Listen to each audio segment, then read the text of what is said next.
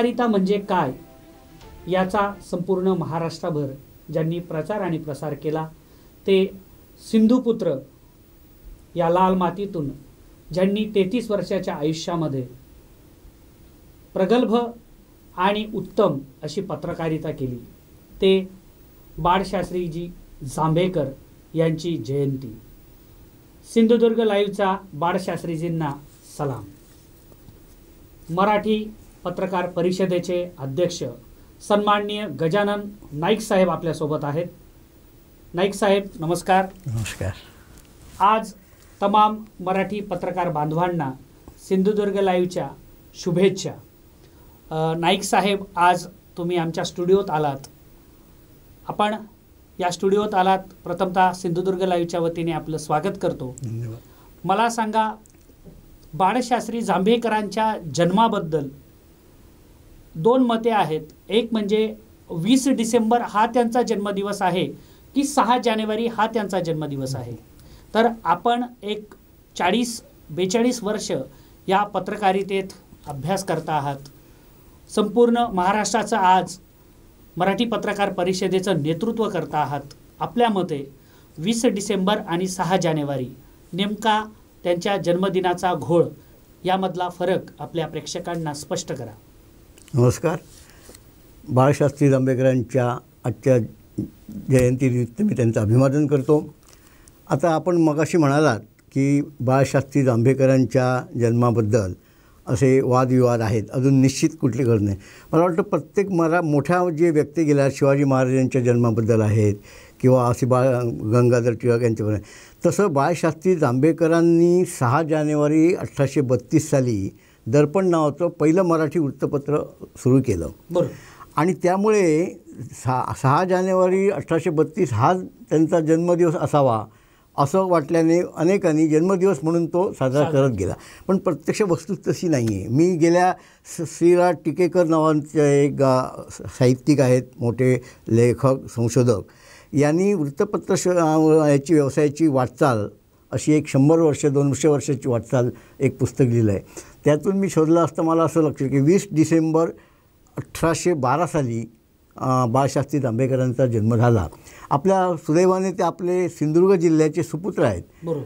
सिंधुदुर्ग जिल्ह्यातील देवगड तालुक्यातील पोंबुर्ले अतिशय दुर्गम असं गाव आहे. या गावात त्यांचा जांभेकर घराण्यात जन्म झाला. बरोबर. आणि त्यांचं पहिलं प्राथमिक शिक्षण अगदी 4थीपर्यंत तिथल्या पोंबुर्ली शाळेत झालं. आणि त्याच्यानंतर त्यांनी सगळे घरची परिस्थिती किंवा सगळं पाहता त्यांना अतिशय शिक्षणाची मोठी आस होती. आणि त्यामुळे त्यांनी खाडी पलीकडे चालत जाऊन त्यांनी मुंबई गाठली. बरं. आणि मुंबईत त्यांनी आपलं हे जे जग आपलं विस्तारलं आणि अतिशय जी बुद्धी आपण तल्लख बुद्धी म्हणते तर अतिशय चांगल्या प्रकारे उपयोग करत गेले. आणि त्यामुळे आपण असं म्हणूया प्रत्येक मोठमोठ्या व्यक्तींची जन्मतारीख ही आपल्या प्रेरणा देणारी असते. खरं म्हणजे त्याच्यात वाद होऊ नये. परंतु त्या काळी काही अशी व्यवस्था नव्हती.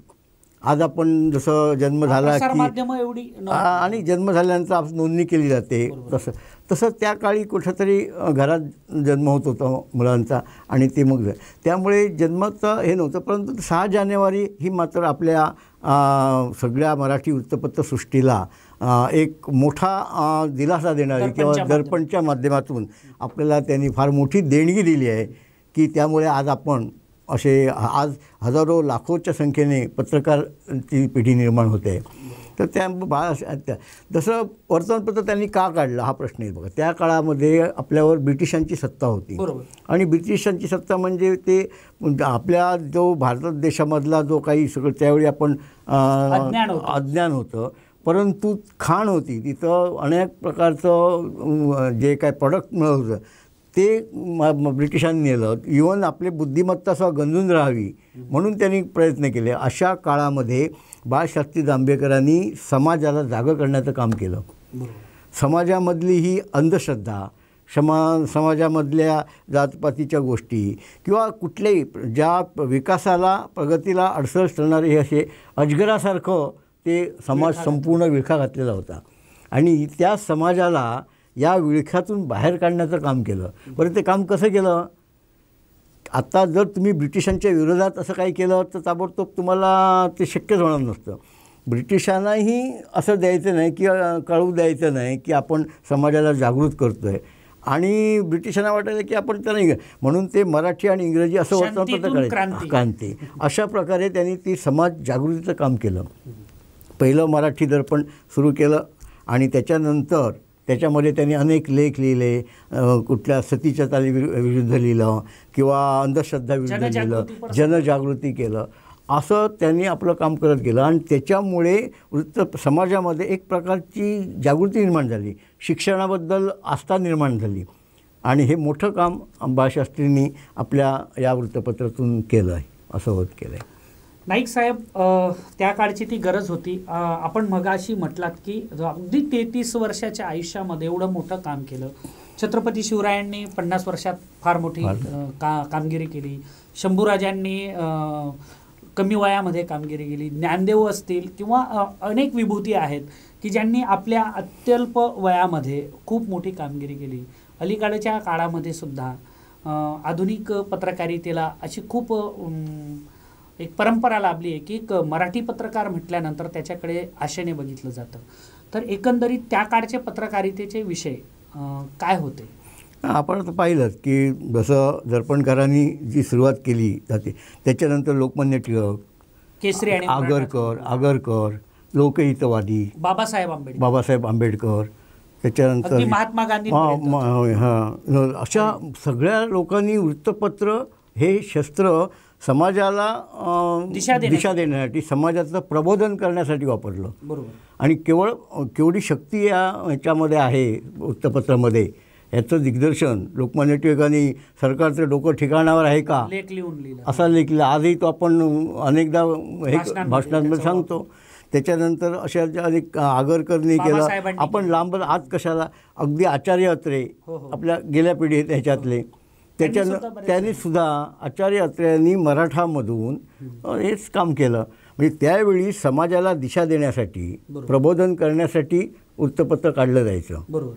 एक लक्षात घ्या, म्हणजे त्याचे आपण तसे ते टप्पे पाहिले तर निद्रिस्त असलेल्या समाजाला जागृत करण्यासाठी आणि त्याला माहिती देण्यासाठी, त्यांना दिशा देण्यासाठी हे वृत्तपत्र झालं प्रबोधन. त्याच्यानंतर पुढचा एक 20 वर्षाचा टप्पा घेतला. लोकमान्य टिळक वगैरे हे समजा, हे आगरकर, चिपळूणकर यांनी समाजात जागृती झाल्यानंतर त्यांना माहिती देणं, बरोबर, आणि आपले हक्क, आपले कर्तव्य काय आहे याच्या दृष्टीने त्यांना जागृत केलं. बरोबर.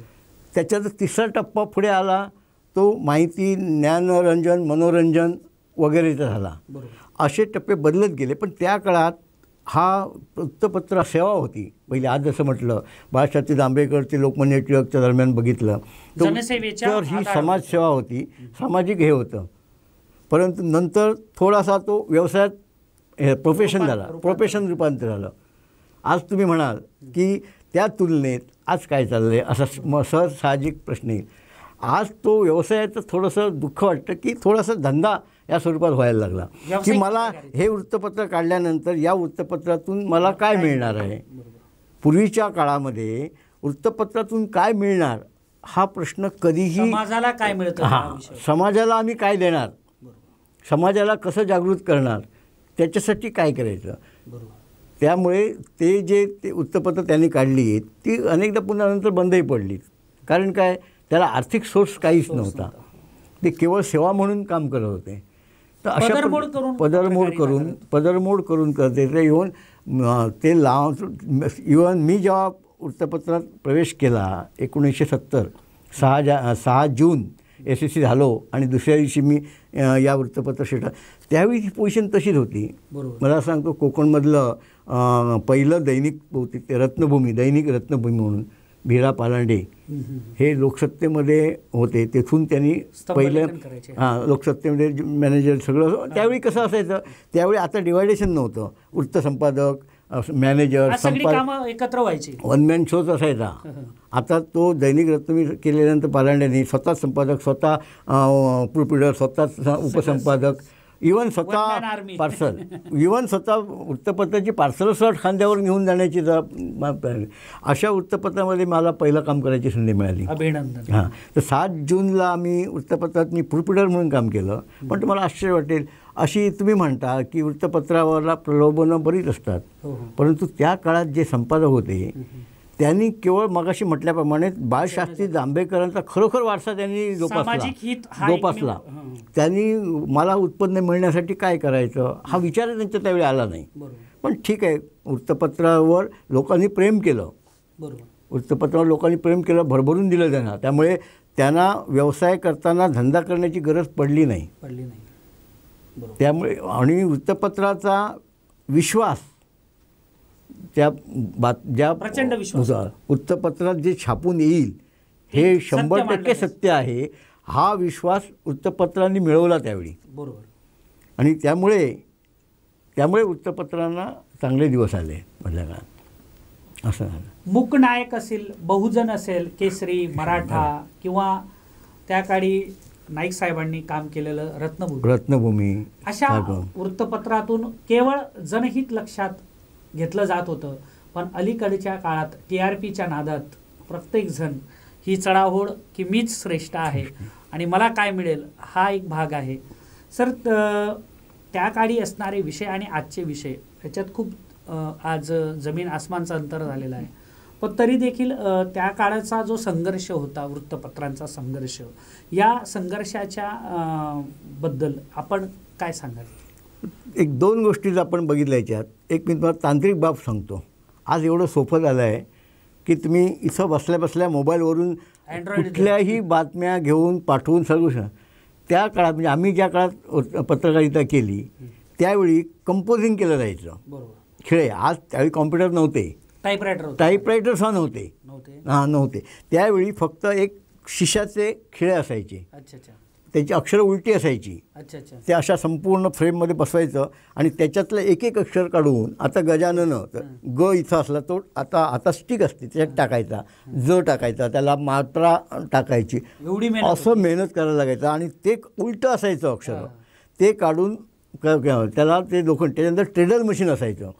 हे सगळं तयार केलेला जॉब तयार केलेला ठोकायचा फ्रेममध्ये आणि तो त्या मशीनवर टाकायचा आणि मशीन मग खडाक खडाक असा प्रकारे प्रिंट व्हायचा. हे सगळं आम्ही पाहिलं आहे. अतिशय कष्टाचं काम, पण एक तो जो आनंद मिळायचा त्याच्यामध्ये काहीतरी, तो आनंद वेगळा होता. त्याच्यात बातमी म्हणता, आज काय बातमीसाठी तुम्ही प्रत्येक ठिकाणी धावायला पाहिजे असं नाही केलं नाही, आता तुम्ही मोबाईल. परंतु मला एक आठवण सांगतो, मी त्यावेळी 72 की 76 साल असायचं, दापोलीला एका मोठ्या कलावंत एक गाडी, आपल्याकडे नाटकं येतात तशी कलावंतांची गाडी एक जळली होती, संपूर्ण उलटली होती आणि पेटलेली होती. मी रत्नागिरीला होतो. रत्नागिरीला बातमी पहाटे कळल्याबरोबर मी 6च्या गाडीत तिथं जाऊन ते फोटो मारून, ते मुंबई सकाळला त्यावेळी मी वार्ताहर म्हणून काम करायचा, तर ते रोलसुद्धा त्या गाडीवर पाठवून तिथं जाऊन ती दुसऱ्या दिवशी मुंबई सकाळलाच चालू, कुठल्याही पेपरला तेवढी माहिती नव्हती, पण ते सगळे फोटो होतं. म्हणजे ते मेहनत जी आहे ना, माझ्या पेपरला आलं पाहिजे ह्याच्यासाठी धडपड होती. त्याच्यासाठी तुम्ही काय कुठलीच आपण त्याच्यात अपेक्षा ठेवत नव्हतो. मग त्याचा जो आनंद असायचा ना, किंवा आपल्या एखाद्या बातमीने कोणावरचा अन्याय दूर झाला. आणि त्यावेळी एक लक्षात घ्या, आता आपण किती लिहितो, पण त्यावेळी वृत्तपत्रामध्ये छोटं एक सदर असायचं, जनमानसांचा आवाज किंवा जनतेचं न्यायालय. म्हणजे याच्यातून जनतेच्या इव्हन आता साधी गोष्ट आहे की बाबा या ठिकाणचा पूल जीर्ण झाला आहे, तो केव्हाही पडून धोकादायक आहे, हे प्रसिद्ध झाल्यानंतर त्यावेळी त्याची दखल घेतली जायची. त्या पत्रात हे बातमी आल्याबरोबर ते खातं खडबडून जागं व्हायचं आणि 8 दिवसात 15 दिवसात ते व्हायचं. आज तसं होत नाही. ती ताकद होती त्यावेळी वृत्तपत्राची.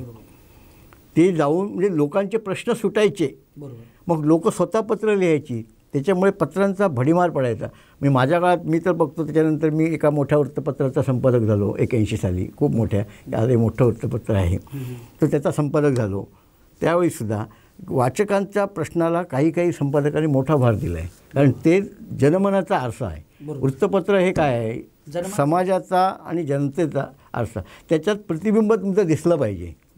आणि ते प्रतिबिंब तुम्ही देखण्यापेक्षा तुमच्याकडे कसे प्रश्न येतात, समस्या येतात, त्यातून त्यांना न्याय देतात, त्यांना कसं हे करता, त्याच्यावर अवलंबून होतं. आणि असे अनेक प्रश्न त्यावेळी असे सुटत होते. आता बदलत्या पिढीप्रमाणे, बदलत्या ह्याच्याप्रमाणे थोडंसं वेगळं त्याला स्वरूप प्राप्त झालं आहे वृत्तपत्रांना. अर्थात ते साहजिक आहे, कारण वृत्तपत्र त्यावेळी कसं आम्ही 2-4 माणसात काढू शकत होतो, थोडा खर्च कमी होता. आता ते एवढं प्रचंड व्याप झालं आहे की जसा खर्च वाढतो त्यामुळे इन्कमाची अपेक्षा असते, हे मधल्या काळात. आणि आता त्याच्या पुढचा जो टप्पा आपला आहे तो फार टोकाचा टप्पा गेला. म्हणजे तो आपल्याला आवडेलच असं नाही किंवा पसंत आहे, परंतु आम्ही ज्या पिढीतून पत्रकारिता केली ती पाहताना काही केळा थोडंसं दुःख वाटतं. कारण आज कुठलाही मालक काय करतात, तू बातमी देण्यापेक्षा त्याची जाहिरात किती येणार ते बघतात, हा प्रश्न विचारला जातो त्याला. त्यामुळे वृत्तपत्रातला तू बातमीदार तुझं जे आहे ना ते तिथं तुमचं कमी पडतं, बातमीदारापेक्षा कमर्शियल त्याला हे दिलं गेल्यामुळे. परंतु एक आहे, अजूनही अनेक वृत्तपत्रामध्ये चांगले बातमीदार, चांगले संपादक, चांगले आहेत. कसं असतं, प्रत्येक क्षेत्रामध्ये आपल्याकडे म्हणतात 2 गोष्टी आहेत आपल्याकडे. पत्रकारिता म्हटल्यानंतर लोक बघतात पत्रकार मंत्र्याच्या बरोबर, मुख्यमंत्र्यांच्या बाजूला बसू शकतो, कोणाला कुठे जायला मिळत नाही त्या ठिकाणी कार्ड दाखवलं किंवा न दाखवता पत्रकाराला सन्मान दिला जातो, सगळं हे दिसतं. पण त्याच्या मागची तपश्चर्याही लक्षात घ्यायला पाहिजे. त्याच्या मागचं त्या पत्रकारितेचं जे काही ध्येय आहे, हे आहे, काम आहे, तत्व आहे, ते बघायला लागतं. आणि त्यात मला एक दुःख सांगायला लागतं की पत्रकाराला मान सन्मान सगळा होतो, परंतु आज त्याची आर्थिक परिस्थिती काय असाही विचार होतो. म्हणजे त्या काळातले लक्षात घ्या. आता तुम्हाला मी या विषयावर येतो की मी आता मराठी पत्रकार परिषदेचा अध्यक्ष आहे. या परिषदेचे आमचे मुख्य विश्वस्त SM देशमुख सर आहेत, किरण नाईक विश्वस्त आहे. ह्या 2 माणसांनी महाराष्ट्रातील संपूर्ण मराठी पत्रकारांना एकत्र केलं. आज 8,000हून अधिक सदस्य या परिषदेचे संघटनेचे आहेत. पूर्वी पत्रकारांना वाली नव्हता. पत्रकाराने बातमी छापली, समजा एखाद्या ठिकाणी काहीतरी अनैतिक धंदे चालू होते, ती बातमी छापली तर त्या ठिकाणी जाऊन त्या पत्रकारांना मारहाण व्हायची, मारझोड व्हायची, त्याचं दहशत व्हायची, मग त्याला कोण पाठीशी. अशा वेळी ही आमची संघटना त्याच्या पाठीशी उभी राहिली, मजबूत बळ आलं.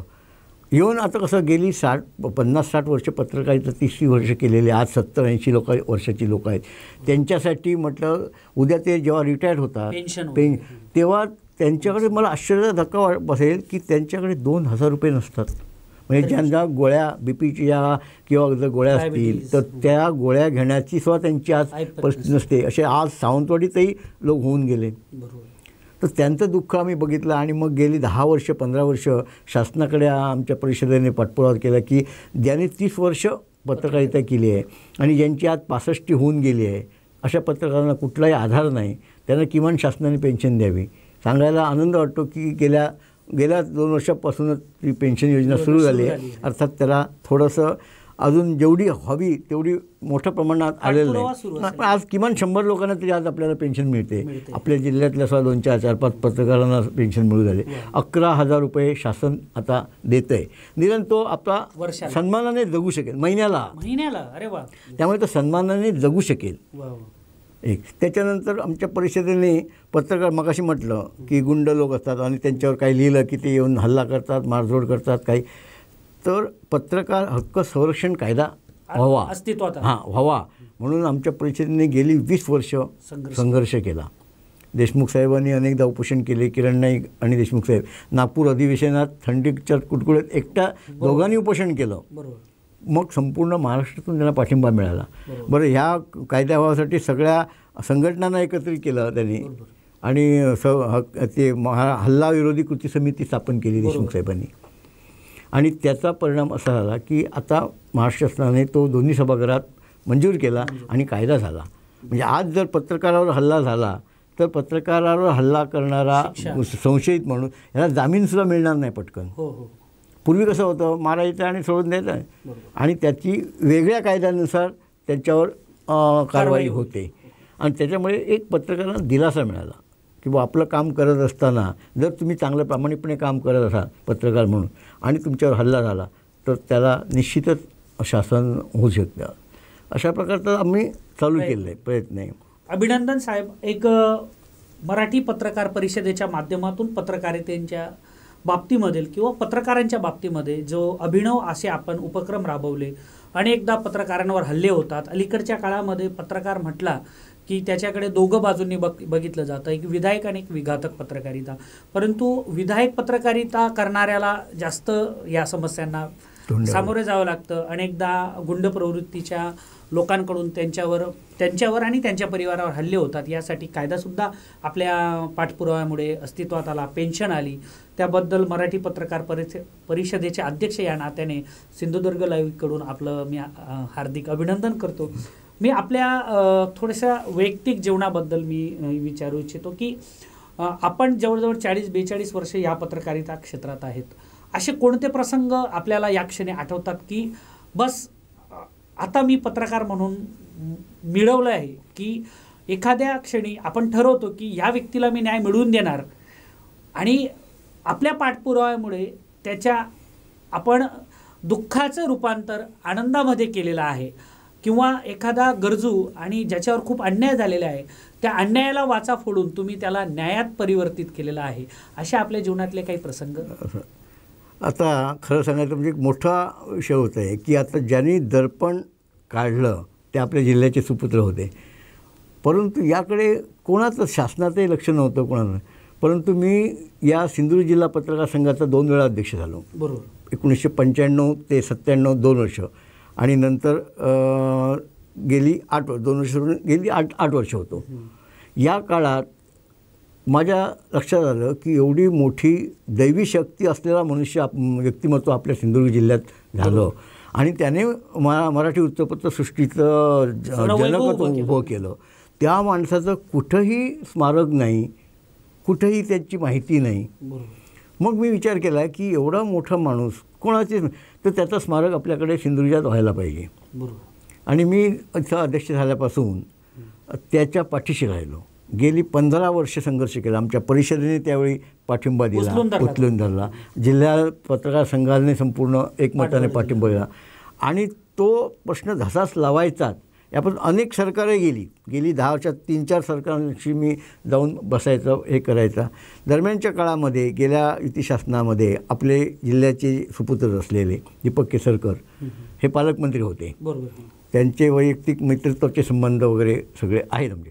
परंतु मग हा विषय त्यांच्यासमोर मांडला की माझ्यासाठी, आमच्यासाठी तर काय करणार असा वृत्तपत्रकार, तर बाळशास्त्री जांभेकरांचं स्मारक जे संपूर्ण महाराष्ट्राला शान ठरावं, महाराष्ट्रातल्या कुठल्याही कानाकोपऱ्यातून आलेला मराठी पत्रकार या स्मारकाकडे येईल, तिचा अभ्यास करेल, त्याची माहिती मिळेल, अशा प्रकारचं एक भव्य दिवस स्मारक उभारावं अशी मी मागणी केली. त्यावेळी 2-3 मुख्यमंत्र्यांकडे भेटलो आपण, सगळ्यांना केलं. तर त्यावेळी हे पालकमंत्री असताना सुदैवाने त्यांच्याकडे अर्थ नियोजन खातं होतं. त्याचवेळी मुनगंटीवार अर्थमंत्री होते, देवेंद्र फडणवीस मुख्यमंत्री होते. ह्या तिघांची सांगड घालत आम्ही पाठपुरावा करून त्यावेळी 5 कोटीचा निधी मंजूर करून घेतला. आणि सांगायला आनंद वाटतो की त्यातला 3 कोटीचा निधी आपल्या हातात येऊन आता काम जवळजवळ 90% पूर्ण झालेलं आहे. आपल्या सिंधुदुर्ग नगरीमध्ये अतिशय सुंदर अशी 3 मजली इमारत आहे.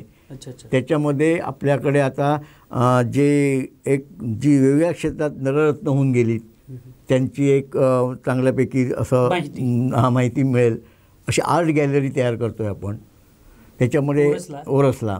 त्याच्यानंतर आपण फार अतिशय जिल्ह्यामध्ये नसलेलं असं एक इंटरनॅशनल लेवलचं एक हॉल तयार करतो आहे की ज्यामध्ये आपल्याला कॉन्फरन्स हॉल होईल, बाहेरून येणाऱ्यांसाठी हे होईल, असा एक हॉल तयार केला परिषदेचे मेळावे होऊ शकतो. आणि आमच्या परिषदेचं म्हणजे एक 400-500 सीटर असा एक हॉल तयार करतो आहे. राज्यभरातून येणाऱ्या पत्रकारांना राहण्याची व्यवस्था होईल म्हणून तिथं रेस्ट हाऊसेस केले. ग्रंथालय सुसज्ज एक करतो आहे की जेणेकरून वृत्तपत्रसृष्टी कशा घडामोडी केल्या त्याचा इतिहास करणारा तिला हे करतो आहे. आणि असं एक भव्य दिव्य असं की त्यांचा बाळशास्त्रींचा चांगला एक पुतळा उभारून आणि असं एक मोठं स्मारक की जेणेकरून प्रत्येक पत्रकाराला इथं आल्यानंतर एक वेगळी प्रेरणा मिळेल, वेगळी उमेद मिळेल. आपण ह्या क्षेत्रात आहोत, त्या महामानवाने काय काय केलं हे आपल्याला आठवणीत राहायला पाहिजे, पुढच्या पिढीला कळलं पाहिजे. आता गंमत, हा मराठी वृत्तपत्राचा जनक आपल्या जिल्ह्यात आहे हे अनेकांना माहीत नाही, भल्याभल्यांना माहीत नाही. आणि ते कळावं म्हणून केलं. मी अध्यक्ष असताना त्यांचा असं तैलचित्र तयार केलं आणि माहिती तयार करून जिल्ह्यातल्या सर्व वाचनालये, काही मोठी हायस्कूल्स सरकारी कार्य यांना आम्ही वाटली. म्हणजे माझा आयुष्याचा एक पत्रकारितेतला मला एक आनंद असा मिळतो आहे की ज्या क्षेत्रात मी काम केलं आणि पुढे आलो त्या क्षेत्र निर्माण करणाऱ्या माणसाचं स्मारक आपल्या आणि आपल्या हातून त्याला कुठेतरी माझ्या खालीचा वाटा लागला. मी ते उभं करता आलो ह्याचा जो आनंद आहे. मी आता इथे एक उद्धृत करीन. त्यावेळी आपले जसं तुम्ही म्हटलं तसं दैनिक सागर म्हणून एक चिपळूणला कोकणचं पहिलं दुसरं वृत्तपत्र आहे. त्याचे संस्थापक संपादक हे निशिकांत जोशी, फार विद्वान माणूस, संपादक, लेखक, साहित्यिक, एवढंच नव्हे तर ते आमदारही होते. तर त्या माणसाने मला जेव्हा आपलं हे पूर्ण केलं फोन केला, गजानन तू केलेल्या तुझ्या कामाचं सार्थक झालं, तुझ्या जीवनाचं सार्थक झालं. म्हणजे बाळशास्त्री भवनाचं हे त्यावेळी नुसतं मंजुरून सुरू झालं, आज पूर्ण होत आलं आहे. आता रंगरंगोटी चालली आहे. आता फक्त त्याच्यामध्ये एक हॉलमध्ये फर्निचर बसवायचं, त्याच्यासाठी 1 कोटीचा निधी येणं आहे. परवा आम्ही गेल्या ह्याच्यात काही महिन्यापूर्वी मुख्यमंत्र्यांची भेट घेतली आणि त्यांनी तो निधी मंजूर केला आहे. आता तो येईल, ह्या 2-3 महिन्यामध्ये त्याचं उद्घाटन होईल अशी अपेक्षा आहे. असं त्यामुळे हा एक आनंद असतोच. त्याच्यानंतर एक मला मोहाचे क्षण येतात. तुम्ही म्हटलंत ना काय, पण त्या काळी आम्हाला ज्यांनी पत्रकारिता शिकवली त्याचं एक उदाहरण सांगतो. मी नाव सांगत नाही, पण सांगली कोल्हापूर तिकडचं एक असं मोठा कागद व्यापारी त्यावेळी होता. आणि त्यावेळी कागद व्यापारी म्हणजे कागद खूप तसं हे होतं. आणि आमचा रत्नभूमी छोटा पेपर होता, पण कागद त्यांच्याकडून घेतो. तर त्या माणसाकडून एक गुन्हा घडला गेला रत्नागिरी शहरामध्ये. मोठा म्हणजे एक सदोष मनुष्यवधाचा गुन्हा घडला गेला आणि ती बातमी छापायची नाही असं त्याने दबाव आणला संपादकांवर. संपादकांना सांगितलं तुम्ही किती त्यावेळी सुद्धा कसं एवढी एक बॅग भरून पैसे त्याच्यासमोर ओतले हे माझ्या देखत.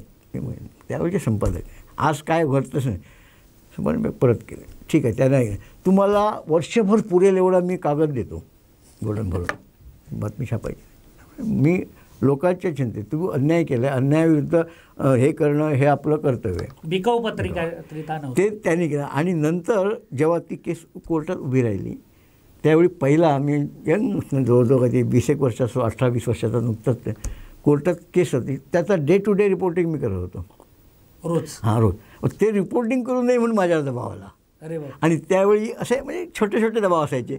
आता कसे आता ती मोठी खोका पाकिट वगैरे बोलतात तसं नाही, पण त्यावेळी कसं स्मगलिंगचे त्यावेळी ते कपडे यायचे चांगल्यापैकी, त्याचा मोह होता.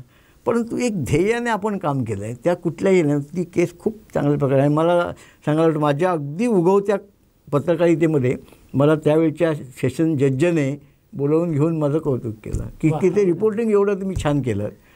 तो जो आधार मिळाला ती प्रेरणा मिळाली. आणि मग असे अनेक आम्ही बातम्या छापल्यात किंवा हे फक्त छापताना फक्त काय की अन्यायावर वाचा पडताना पुन्हा कोणावर अन्याय होऊ नये, कोणाची बदनामी होऊ नये हेही बघायचं.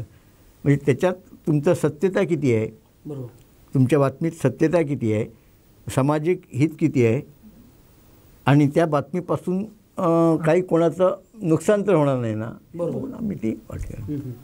अशा प्रकारे ही वाटचाल चालली होती. नाईक साहेब मला सांगा, प्रिंट मीडिया आणि डिजिटल मीडिया, आज आपण स्टुडिओमध्ये आहोत, क्षणार्धात आपली सगळी लाईव्ह टेलिकास्ट जगा कानाकोपऱ्यात पोचतं. पण त्यावेळी एक पेपर घेण्यासाठी ज्या वेळेस एखादा गुन्हा घडला असेल किंवा पेपर विक्रेता जो एखाद्या बसस्टँडवर किंवा रेल्वे स्टेशनवर ते नारे लावायचा आणि त्या घटनेची जी तीव्रता होती, तो जो आनंद होता, आज क्षणार्धामध्ये हा सगळा आनंद हा डिजिटल मीडियामुळे किंवा आज व्हॉट्सअप, फेसबुक किंवा डेली हंट अशा वेगवेगळ्या सॉफ्टवेअर्समुळे हा आनंद उपभोगता येत नाही आहे. तर ह्याबद्दल आपण काय सांगाल? नाही, प्रत्येक जसं आपण तंत्रज्ञान बदलत जातं तसं तसं त्याचं स्वागत करणं आवश्यकच असतं. आता प्रिंट मीडियाने आपलं जे वेगळं अस्तित्व निर्माण केलं. आजही तुमच्या पेपर सकाळी जात नव्हता लोकांना, पेपर आल्याशिवाय चहा घेत नव्हते असं आहे. तर ती उत्सुकता आज नवीन याच्यामध्ये मी मध्यरात्री सुद्धा आपण मोबाईल काढला की काय घडलं आपण पाहू शकतो. तरी पण आज एवढं असूनही या बदलत्या याच्यामध्ये सुद्धा अजूनही प्रिंट मीडियाचं महत्त्व कमी झालेलं नाही. थोडंफार ठीक आहे, वाचक वर्ग थोडा कमी होतो, परंतु काही आजही हे वाचल्यानंतर सुद्धा पेपरमध्ये कसं आलं आहे, संपादकीय वाचतात लोक, संपादकीय वाचतात किंवा हीच बातमी तुमच्याकडे आता आखो देखाच होती, ॲक्सिडेंट होताना दिसतंय, समोर दिसतंय, आपण बातमी कळते. परंतु एक लक्षात घ्या, तुम्ही आलेलं दाखवलं मीडियाने ताबडतोब, परंतु ते शब्दरूपात मांडताना त्या वार्ताने, त्या संपादकाने त्याच्यावर काय संस्कार केले आणि ती तुम्हाला किती टच झाली, संस्करण हे तुम्ही बघता. हे बघता म्हणजे तुम्ही कसं, तुम्ही स्वतः बघितलं गेलं. परंतु ते सांगताना या अपघातामध्ये समजा एखादं छोटं बाळ आई आपल्या मांडीवर घेतलेलं असेल, ते बाळ बाजूला पडलं आहे, आई पडलं आहे, हे दिसतं. परंतु त्याच्यातील आर्तता तो आपल्या शब्दात जे व्यक्त करतो की नाही, त्याच्यातसुद्धा एक वेगळं हे औत्सुक्याचं वेगळं पाहणं हे होतं. ते लोकांना आवडतं, ते बातमी घेतात. तसा आपण आता खेळ बघतो. आता काल आपल्याकडे पहिल्यांदाच ऑल आऊट 36मध्ये कसोटीत असले. आपण ती मॅच पूर्ण बघतो, परंतु ती बघितल्यानंतर सुद्धा त्याच्यात पुढे काय झालं, ती वर्तमानपत्रात कशी आली, त्यांनी त्याच्याला कसं वर्णन केलं, त्या घटनेचं वर्णन कसं केलं, मागचा इतिहास दिला जातो. पहिल्यांदा इंग्लंडमध्ये ऑल आऊट 42 होती, आज आपण तो विक्रम मोडला. आणि म्हणजे याच्यात तुलना करताना तफावत कशी येते. ठीक आहे, आता आपण म्हणतो म्हणजे काही लोक स्पर्धेत म्हणतात की आता प्रिंट मीडिया मागे पडला आहे, सत्य आहे, परंतु अजून प्रिंट मीडिया वाचणारे आहे आणि बदलतं तंत्रज्ञान आत्मसात करणं आवश्यकच आहे. बरोबर. त्यामुळे ते होतं.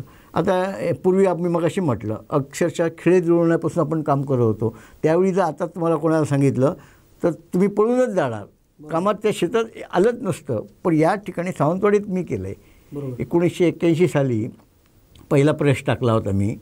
त्याच्यात जवळजवळ आजूबाजूच्या मुलींना शिक्षण दिलं कसं कंपोज करायचं. ITIत होतं आणि त्याच्यातनं हे केलं. तर ते कंपोज, ते टेडल मशीन, त्या सगळ्या जुन्या मशीनरी, ते सगळं होतं. ही उत्क्रांती होत जाते, क्रांती होत जाते. तशी क्रांती आता ही फार मोठी क्रांती आहे. डिजिटल जी आहे तुमची ती फार क्रांती आहे. त्यामुळे तिचं स्वागत करावंच लागेल आपल्याला. बदलत्या काळानुसार वर्तमानपत्रांचं आणि इतर मीडियाचं सुद्धा स्वागत केलं पाहिजे, कारण गरज ही शोधाची जननी आहे आणि आधुनिक काळामध्ये हा बदल अपरिहार्य आहे. आगामी काळ हा प्रिंट मीडियाचा असला तरी डिजिटल मीडियाचा सुद्धा त्याच्यावर काहीसा परिणाम जाणवतो. असो, आज आपल्या स्टुडिओमध्ये महाराष्ट्र मराठी पत्रकार परिषदेचे अध्यक्ष सन्माननीय गजानन नाईक साहेब, जे सावंतवाडीचे सुपुत्र आहेत, ते आलेले होते आणि बाळशास्त्री जांभेकरांच्या ह्या पावन स्मृतींना अभिवादन करण्यासाठी त्यांच्या जयंतीनिमित्त त्यांनी आज आपल्याला वेळ दिला. त्याबद्दल सिंधुदुर्ग लाईव्हच्या वतीनं त्यांचं आभार, धन्यवाद. नमस्कार, धन्यवाद.